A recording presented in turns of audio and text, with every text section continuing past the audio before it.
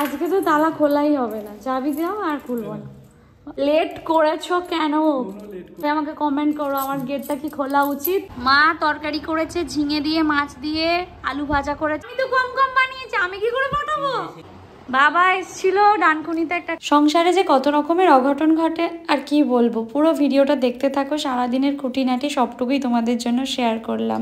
আসসালামু আলাইকুম গাইস, কেমন আছো সবাই? আশা করছি সবাই অনেক ভালো আছো, সুস্থ আছো।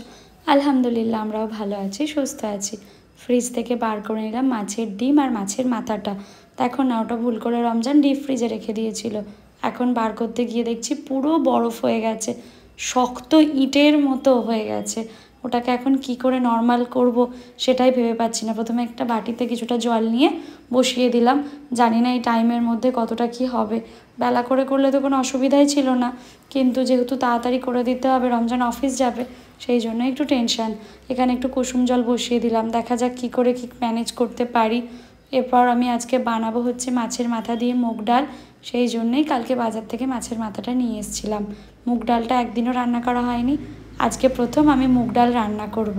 এ বাড়িতেও প্রথম করব আর নিজের লাইফেও প্রথমবার মুগ ডাল করব, তাও আবার মাছের মাথা দিয়ে। আর রমজান উপাসে আমাকে সমস্তটা কেটে কুটে হেল্প করে দিচ্ছে।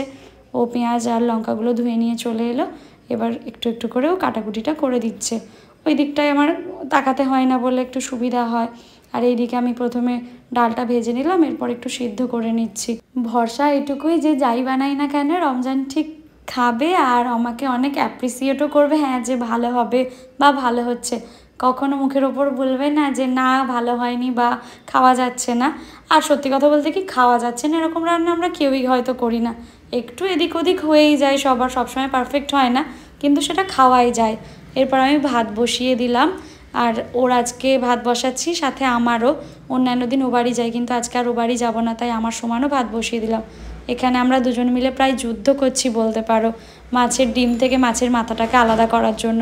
ও তো চামচ দিয়ে মেরে মেরে আলাদা করার চেষ্টা করছে।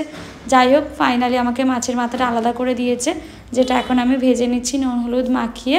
কড়াইতে তেলও দিয়ে দিলাম, আর ওভেনের 3টে মুখ হওয়াতে খুব সুবিধা হয়েছে, একসাথে অনেকগুলো রান্না করে ফেলতে পারি। এখানে রমজান ম্যারিনেট করে দিচ্ছে মাছের ডিমটা, যেটা আমি বড়া করব। আর এখানে দেখো না, আমি তেলে দিতে যাচ্ছি, ও বলছে না থাক তুমি পারবে না, আমি দিয়ে দিচ্ছি। প্রতিটা মুহূর্তে ও নজর রাখে, জানো তো আমি কি করছি না করছি। ও যেগুলোই মনে হয় যে আমার জন্য একটু অসুবিধাজনক, নিজে থেকে এসে হেল্প করে দেয়। আমি বলি তুমি কি আমাকে শিখতে দেবে না? বলে ঠিক ধীরে ধীরে শিখে যাবে। এখানে আমাকে একটু একটু করে বলে দিচ্ছে, আমি সেই অনুযায়ী মশলাগুলো দিচ্ছি, আর ও পুরোটা মিক্সড করছে। আশা করছি ভালোই হবে, ও আমার থেকে অনেক বেশি ভালো রান্না করতে পারে জানো তো। তো ওর থেকেই আমি অনেক ছোটো ছোটো টিপস নিচ্ছি, তারপর মাকে ফোন করি, তারপর ইউটিউব দেখি।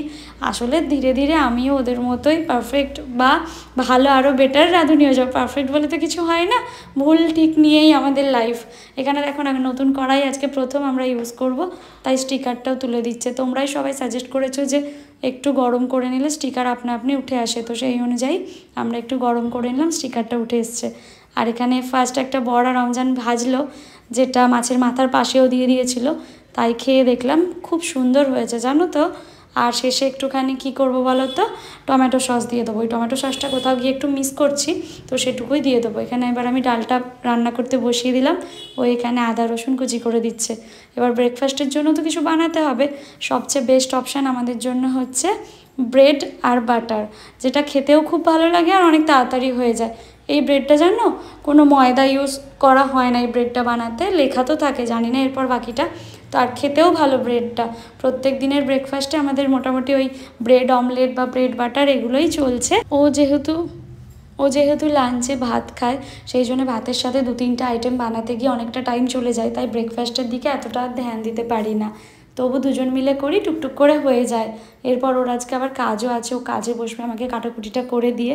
দেখো আমি এখানে একটু টমেটো সস অ্যাড করে নিলাম।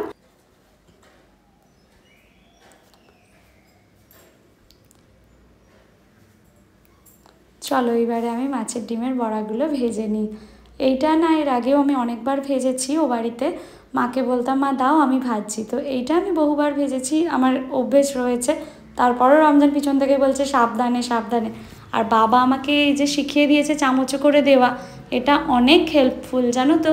হাতে করে দিতে গেলেই হাতে তো ছিটকাতোই, মানে আমার তো ছিটকাতোই, কিন্তু এই চামচে করে দিই বলে কিছু হয় না। এদিকে ডিম সিদ্ধ বসিয়ে দিয়েছে ব্রেকফাস্টের জন্যই, আর আমি মাছের মাথা দিয়ে ডালের এই মশলাটাও রেডি করে ফেলছি। একটু একটু করে ইউটিউব দেখছি আর একটু একটু করে বানাচ্ছি। আর প্রচণ্ড নার্ভাসও আছি জানো তো, প্রথমবার যেহেতু বানাচ্ছি। আর এই প্রত্যেকটা দিনই আমার কাছে নতুন রকম লাগে জানো। এখন যেহেতু প্রত্যেকটা বিষয়েই আমরা দুজনেই নতুন, দুজনে মিলেই কিছু না কিছু ভুল করছি, ঠিক করছি, আবার একে অপরের দিকে তাকিয়ে আসলে এই সময়টা চলে গেলেও তো আর পাবো না বলো। এই যে একসাথে মিলে শিখছি, একসাথে মিলে করছি, প্রতিটা মুহূর্ত একসাথে কাটাচ্ছি। তবে জানো তো, রমজান তো অফিসে চলে যায়, তখন গোটা দিনটা আমাকে একা থাকতে হয়, তখন আমি প্রচণ্ড মিস করি। যেদিন ও বাড়ি যায় সেদিন ঠিক আছে, কিন্তু যেদিন এখানে থাকি সেদিন আমি ওকে গোটা দিনটা মিস করি। আর মা বলে সবসময় রান্নার মাঝখানে একটু কুসুম জল দিতে, তাই জলটা কুসুম করে নিয়ে আমি ডালের মধ্যে দিয়ে দিলাম। ঠান্ডা জল মাও ইউজ করে না, আর মায়ের দেখে দেখে আমিও ইউজ করি না।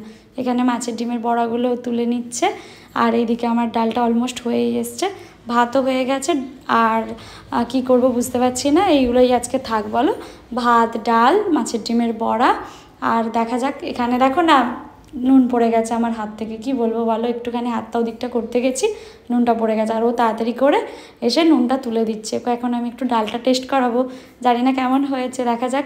আমার তো নুন প্রচণ্ডই কম হয়, তোমরা তো আগেই বলেছি মানে তোমাদেরকে, প্রচণ্ড নুন কম, অনেক দিই তারপরেও কম হয়। রমজান বলে তুমি এমনই অনেক দাও, একটু একটু একটু করে দিই তো, বহুবার দিই, কিন্তু আমার মনে হয় যে অনেক দিই। রমজান এখানে দুধ বসিয়ে দিয়েছিল চায়ের, আমি চা পাতাটা দিয়ে দিলাম, আর এখন একসাথে মিলে দুজনে মিলে খাচ্ছি। আমি ওকে বলি তুমি চলে যাও, আমি তারপরে খাবো। বলে যে না, একসাথে মিলে খেয়ে নিই, তুমি আবার কখন খাবে না খাবে আমার চোখের সামনে বসে খেয়ে নাও। আসলে ডিনারটার ব্রেকফাস্টটাই আমরা একসাথে করতে পারি, লাঞ্চে তো অফিসে থাকে। আমি ওর টিফিন খুব সুন্দরভাবে চেষ্টা করলাম গুছিয়ে দেওয়ার, ডাল, ডিম ভাজা, তারপরে হচ্ছে ভাত, সবটাই। আর দেখো না, ও শশাটা না খেয়েই চলে যাচ্ছিলো, আমি তো কিছুতেই ছাড়বো না, তাই যাওয়ার পথেও একটু একটু করে ওর মুখে দিয়ে দিচ্ছি। ও হাফটা মতো খেলো, তারপরে বাকিটা আমি খেয়ে নিলাম। আর এবারে আমার আসল কাজ, যেটা হচ্ছে কিচেন গোছানো। আজকে কিচেন গোছানোর থেকেও একটা বড় বিষয় হচ্ছে এই সমস্ত জিনিসপত্রগুলোতে ডাব্বায় ভরবো। আগের দিন ডাব্বাগুলো কিনে এনেছি, কিন্তু ভরা হয়নি জিনিসপত্রগুলো। প্রথমে এই বেসনটা আজকে খুলেছিলাম, বেসনটা ভরে নিলাম, জিরেটা ভরে নিলাম। আজকে প্রথম আমি জিরের প্যাকেটটা কাটলাম, তো জিরেটাও ভরে নিলাম। এরপর আরও অনেক জিনিসপত্র রয়েছে জানো তো, যেগুলো আমাকে ভরতে হবে। মুড়ি, ময়দা, সব কিছুই কেনা ছিল, স্টোর বক্সে রেখে দিয়েছিলাম। আগের দিন কয়েকটা ডাব্বা কিনেছি, তোমরা দেখেছো, তো সেই ডাব্বাগুলোতেই এখন ভরছি। আর ডাব্বাগুলো তো মুছে ভরতে হচ্ছে, তাই একটু সময় লাগছে। আমি ভেবেছি যে আজকে যতই বেলা হয়ে যাক আমি এই কাজগুলো কমপ্লিট করব করে আর করা হচ্ছে না। আজকে আর আলসেমি নয়, আজকে এইগুলো করে নিই, তারপরে এডিট করতে বসবো তোমাদের জন্য। মোটামুটি এগুলো করে নিয়ে কিচেনটা পরিষ্কার করে ঘরটা একটুখানি মুছে নেব, তাহলেই আমার কাজ কমপ্লিট হয়ে যাবে। আর এখানে সিডসগুলোও আমি একটা ডাব্বায় ভরে নিলাম। এই ডাব্বাগুলো যদি আরেকটু বড় হতো না, আমার সুবিধা হতো, কারণ অনেকটা পরিমাণে সয়াবিন রয়েছে, আটা রয়েছে, যেগুলো এইসব ছোটো ছোটো ডাব্বায় ধরবে না। এগুলোর জন্য আমার বড় ডাব্বা লাগবে। তো একদিন মায়ের সাথে বড় বাজারে যাব, গিয়ে বড় বড় কয়েকটা ডাব্বা কিনে আনবো, সেগুলোতে রাখবো। এখন যতটুকু যা পারছি এই ছোটো ডাব্বাগুলোতে রাখছি। এরপরে দেখো না, এই সয়াবিনটা আমি একটু কেটেই ফেললাম, কারণ কেনা হয়েছে, রান্না করা হচ্ছে না। যদি ডাব্বায় বার করে রাখি তাও একটুখানি রান্না করব। ইচ্ছা আছে নেক্সট দিনকে সয়াবিন আলুর তরকারি করব। জানি না কীরকম কী করতে পারবো, তবে এগুলো দেখলে মানে হ্যাঁ করব। যাই হোক, আমি টুকটাক করে গুছিয়ে নিলাম বিস্কিটস, তারপরে আটা, ময়দা, সব কিছুই। আর এই দেখো না, টয়লেটের এই সমস্ত জিনিসপত্রগুলো, মানে টয়লেট ক্লিনারগুলো আমি বার করে নিলাম। এগুলো আমি বাথরুমেই রাখবো, এগুলো আর এখানে রাখবো না, এতদিন ছিল। এইখানে আমাদের দুটো ডাস্টবিন আছে, একটা হচ্ছে ময়লা ফেলার জন্য আর একটা প্লাস্টিক ফেলার জন্য। তো সব কিছু করে আসবে এখন হচ্ছে বাবা, তাই চান টান করে নিয়েছি। বাবার জন্য এখন একটু আমি শরবত গুলে নিচ্ছি। বাবা আসলেই না আমার মনটা কি আনন্দে ভরে ওঠে জানো, মনে হয় কী করবো, কী খাওয়াবো। আসলে সব মেয়েদেরই হয়তো এটা হয় বাবা মা এলে। বাবা এসেছিল ডানকুনিতে একটা কাজে, আর মেয়ের কাছে আসবে না ডানকুনি এলে, তো হতেই পারে না। তোমরা বলেছো বাবাকে ফ্রুট স্যালাড বানিয়ে দিতে, কিন্তু আমি এখন ফ্রুট স্যালাড বানাতে পারিনি।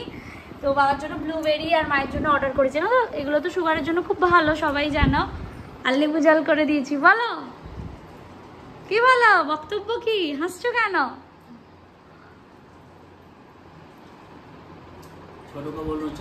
হ্যাঁ আসবে বিকালে, যাবো। হ্যাঁ স্পিচলেস বাবা। এ দেখো আবার কি এনেছে, মা দিয়েছে সোন পাপড়ি। মানে খালি হাতে আসা যায় না। এটা কি না